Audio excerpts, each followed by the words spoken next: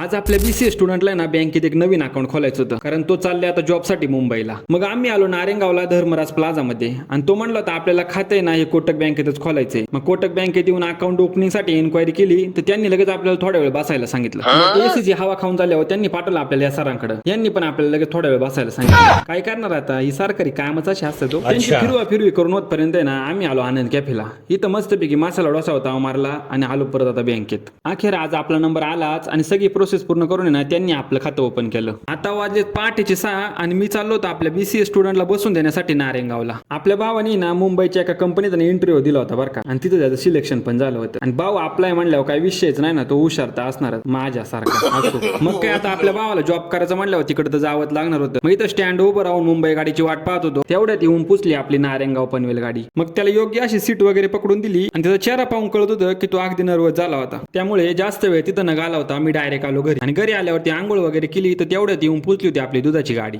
आणि घरगुती दूध नसल्यामुळे ना आपल्याला दूध हे विकतच घ्यावं लागतं. मग दूध घेऊन आलो आणि आज मम्मीने पुन्हा बटाट्याचे वेपर्स करायला घेतले होते. आता हे केलेले वेपर्स ना वाळत घालावे लागतील, म्हणून मम्मी म्हटली का तो तुटलेला बेड आहे ना मला जरा इकडे घेऊ. मग त्याच्यावरती एक असा फळकाडाचा तुकडा टाकून दिला आणि त्यावरती मम्मीने वेपर्स वाळत घातले. त्याबरोबर आपल्या इकडे कामही सुरू झालं होतं.